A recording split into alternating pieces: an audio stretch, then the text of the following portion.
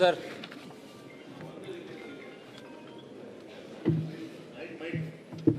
ಒಂದು ಅವಕಾಶ ಮಾಡ್ಬೋದಾ ಗೊತ್ತಿಲ್ಲ ನನಗೆ. ನೀವು ಸಲಹೆ ಕೇಳ್ತಾ ಇದ್ದೀನಿ ಸರ್. ಆಶ್ರಯದ ಮೂಲಕ ನಾವು ರೆವಿನ್ಯೂ ಜಾಗದಲ್ಲಿರುವಂಥ ನಿವೇಶನಗಳನ್ನ ನಾವು ತೊಗೊಂಡಿರ್ತೇವೆ, ಅದೆಲ್ಲ ನಡೆಯುತ್ತೆ, ಡೆವಲಪ್ ಆಗತ್ತೆ. ಅದಾದಮೇಲೆ ಉದಾಹರಣೆಗೆ ನಮ್ಮ ಶಿವಮೊಗ್ಗದಲ್ಲಿ ಒಂದು ವಿರುಪಿನಕೊಪ್ಪ ಅಂತ ಒಂದು ಹಳ್ಳಿ ಸರ್, ಅಲ್ಲಿಗೆ ನಮ್ಮ ಅಡಿಕೆ ಮಂಡಿ ಕಾರ್ಮಿಕರಿಗೆ ಎಲ್ರಿಗೂ ಕೂಡ ನಾವು ಅಲ್ಲಿ ಮನೆಗಳನ್ನು ಕಟ್ಟಿಸಿ ಅವ್ರಿಗೆ ಕೊಟ್ಬಿಟ್ಟಿದ್ದೀವಿ. ಆದರೆ ಅದು ನಗರ ಪಾಲಿಕೆಯಲ್ಲೂ ಇಲ್ಲ, ಗ್ರಾಮ ಪಂಚಾಯತಿಗೂ ಇಲ್ಲ. ಈ ಜಿಜ್ಞಾಸೆ ಬಗೆಹರಿಸೋಕ್ಕೋಸ್ಕರ ಜಿಲ್ಲಾಧಿಕಾರಿ ಜೊತೆ ತುಂಬ ಸರಿ ಕೂತ್ಕೊಂಡಿದ್ದೇವೆ, ಆದರೆ ಅದಕ್ಕೆ ಪರಿಹಾರ ಸಿಕ್ಕಲಿಲ್ಲ. ಇದರೊಳಗಡೆ ಒಂದು ಅವಕಾಶ ಮಾಡಿಕೊಡೋದಾದರೆ ಹೇಗೆ ಮಾಡ್ಬೋದು ಅಂತ ಯೋಚನೆ ಮಾಡೋದು ಭಾಳ ಅಗತ್ಯ ಇದೆ ಸರ್.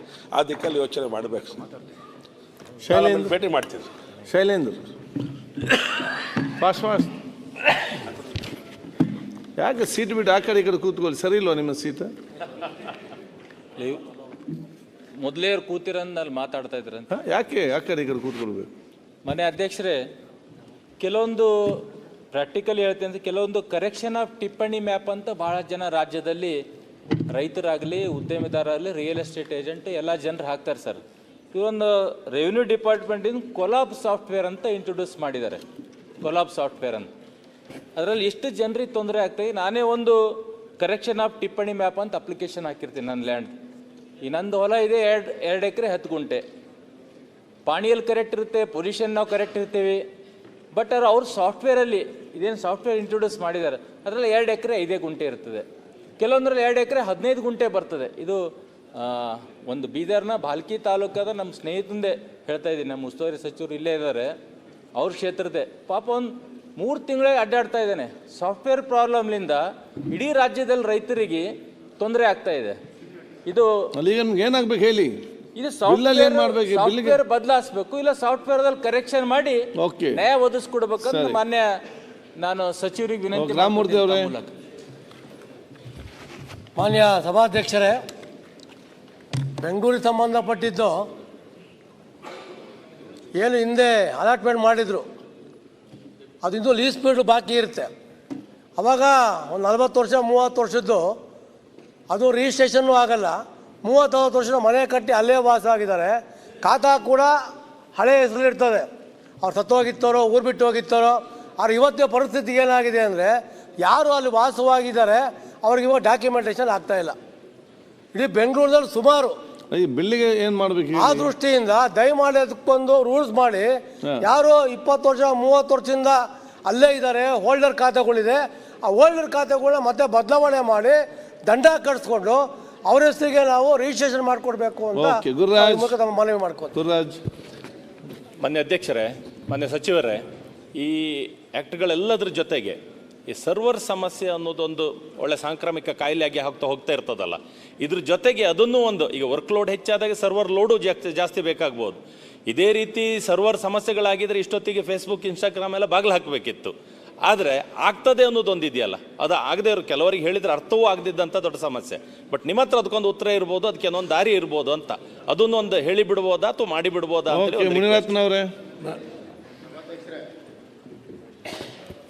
ಕ್ಷೇತ್ರಕ್ಕೆ ಸಂಬಂಧಪಟ್ಟಂಗೆ ಒಂದು 2.5 ಎಕರೆ ಕೆರೆ ಇದೆ ಸಭಾಧ್ಯಕ್ಷರೇ. ಇವತ್ತು ಕೆರೆಯಲ್ಲಿ ಕೆರೆ ಸ್ವರೂಪ ಅಂದರೆ ನೀರು ನಿಲ್ತಾ ಇಲ್ಲ, ಡೆಬ್ರಿಸ್ ಎಲ್ಲ ತಂದು ತುಂಬ್ತಾರೆ ಅದೇ ಸಭಾಧ್ಯಕ್ಷರೇ. ಅದಕ್ಕೆ ಆಶ್ರಯದಲ್ಲಿ ಮನೆಗಳು ಕೊಡಬೇಕು ಅಂತೇಳಿ ಇವತ್ತು ನನ್ನ ಹತ್ರಕ್ಕೆ ತರ್ತಾ ಇದ್ದಾರೆ. ನಾನು ಮಾಡ್ತಾ ಇಲ್ಲ, ನನ್ನ ಮೇಲೆ ಭಾಳ ಒತ್ತಡ ಇದೆ. ಜೊತೆಯಲ್ಲಿ ಇದನ್ನ ತಾವು ನೀವು ನನ್ನ ಮೇಲೆ ಹೇಳಿ ಬೇಕಾದ್ರೆ ಮಾಡಕ್ಕ ಇಲ್ಲ, ಮಂತ್ರಿ ಕೇಳಿದೆ, ಮಂತ್ರಿ ಒಪ್ಪಿಲ್ಲ. ಇಲ್ಲ, ನಾನು ಹಂಗೆಲ್ಲ ಹೇಳಲ್ಲ, ಪರವಾಗಿಲ್ಲ, ನಾನು ಹಂಗೆಲ್ಲ ಹೇಳಲ್ಲ. ತಮ್ಮ ಬಗ್ಗೆ ನಾನು ಮಾತಾಡಲ್ಲ. ಅಲ್ಲ ನಿಮ್ಗೆ ಸಹಾಯವಾಗಿ ಹೇಳಿದೆ, ಆ ಥರ ಹೇಳಿ, ನಾನು ನೆಗೆಟಿವ್ ಆಗಿ ಹೇಳಲಿಲ್ಲ. ಬೇಕಾದ್ರೆ ನನ್ನ ಮೇಲೆ ಹೇಳಿದ್ರು ಪರವಾಗಿಲ್ಲ, ಕೆರೆಯಲ್ಲಿ ಕೊಡೋಕ್ಕಾಗಲ್ಲ. ಹೈಕೋರ್ಟ್ನವ್ರೀಗ ಕೆರೆಯದು ಖಾತೆ ಮಾಡಿಕೊಡಿ ಅಂತ ಹೇಳಿದ್ರು, ನಾವು ಮಾಡಿಕೊಟ್ಟಿಲ್ಲ. ನಮ್ಮ ಪ್ರಿನ್ಸಿಪಲ್ ಸೆಕ್ರೆಟರಿ ಕಂಟೆಂಪ್ಟ್ ಆಗಿ ಜೈಲ್ಗೆ ಹಾಕ್ತೀನಿ, 1 ಲಕ್ಷ ದಂಡ ಹಾಕ್ತೀನಿ ಅಂದ್ರು ನಾವು ಮಾಡಲಿಲ್ಲ. ಕೆರೆಗೆ ಖಾತಾ ಮಾಡಿಕೊಡಿ ಅಂತ ನಮ್ಮ RR ನಗರ ವಿಧಾನಸಭೆಗೆ ಜಾಯಿಂಟ್ ಕಮಿಷನರ್ ನನ್ನ ಮುಂದೆ ತರ್ತಾರೆ. ಚರ್ಚೆ ಆಯ್ತು, ಅವ್ರು ಮಾತಾಡ್ಲಿ. ನೆಕ್ಸ್ಟ್ ಬಿಲ್ ಬಗ್ಗೆ ನೀವು ಮಾತಾಡಿ, ಆಯ್ತು. ನೀವು ಸರಿ, ಅವ್ರು ಮಾತಾಡಿ, ಬಿಲ್ ಬಗ್ಗೆ ಮಾತಾಡಿ ಮುಗಿಸ್ಲಿ, ಚರ್ಚೆ ಮಾಡ. ಮತ್ತೆ ನಿಮ್ಮ ಸಲಹೆ ಮತ್ತೆ ಕೊಡಿ. ಇದ್ರ ಜೊತೆಯಲ್ಲಿ ಸಭಾಧ್ಯಕ್ಷರೇ, ಬೆಂಗಳೂರು ನಗರದಲ್ಲಿ ತಮಗೆ ಗೊತ್ತಿದೆ, ತಾವು ಬೆಂಗಳೂರು ಶಾಸಕರು, ಬೆಂಗಳೂರು ನಗರದಲ್ಲಿ ಹಿಂದೆ ಭೂಮಿಗೆ ಚಿನ್ನದ ಬೆಲೆ ಅಂತ ಇದ್ದು, ಇವತ್ತು ಚಿನ್ನದ ಬೆಲೆಗಿಂತ ದಾಟ್ಕೊಂಡು ಹೋಗ್ತಾ ಇದೆ. ಸುಮಾರು ಏನಾಗ್ತಾ ಇದೆ, ಒಂದು 2 ಎಕರೆ ಖರಾಬ್ ಲ್ಯಾಂಡ್ ಇತ್ತು, ಈ ಸರ್ವೆ ನಂಬರ್ ತೆಗೆದು ಇದನ್ನ ಲೇಔಟ್ ಮಾಡ್ತಾರೆ. ಈ ನಂಬರ್ನ ಹಾಕಿ ರಿಜಿಸ್ಟರ್ ಮಾಡ್ತಾರೆ. ಪಾಪ ಅಮಾಯಕರು ಗೊತ್ತಾಗಲ್ಲ.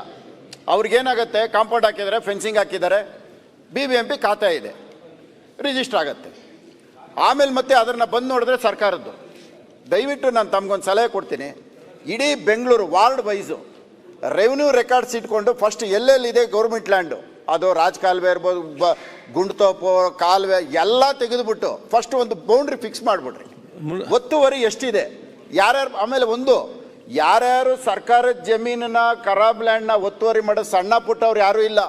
ಮುನಿರತ್ನವರೇ, ಬಿಲ್ಲಿಗೆ ಸಂಬಂಧಪಟ್ಟಾಗ ಮಾತಾಡಿ. ಅದಕ್ಕೆ ಸಂಬಂಧಪಟ್ಟ ದಯವಿಟ್ಟು ಈ ಕೆರೆ ಸ್ವರೂಪ ಕಳ್ಕೊಳ್ದೆ ಕೊಡುವಂಥದ್ದು. ಆಮೇಲೆ ಬೆಂಗಳೂರು ನಗರನ ಫಸ್ಟ್ ಸರ್ಕಾರಿ ಆಸ್ತಿನ ಬಂದೋಬಸ್ತ್ ಮಾಡಿ ಅದಕ್ಕೊಂದು ಫೆನ್ಸ್ ಮಾಡಿ. ಮಂಜು,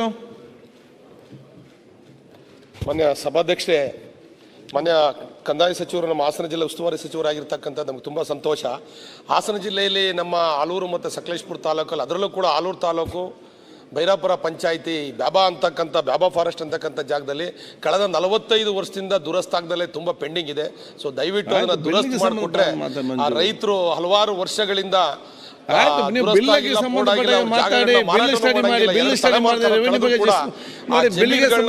ಚರ್ಚೆ ಮಾಡಿ.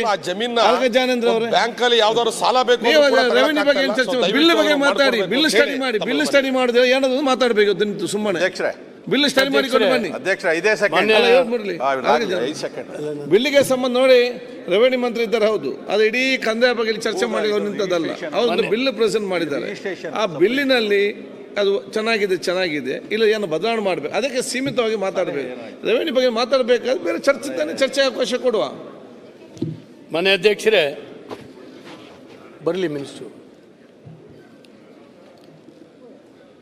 ಜಾನಂದ್ ಅವ್ರು ಮಾತಾಡಿ.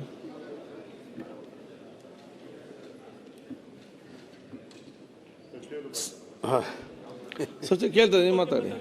ಬಿಲ್ ಬಗ್ಗೆನೇ ಇನ್ನೇನು ಅದಿನ್ನು ಬಂದ ಆಗಲಿ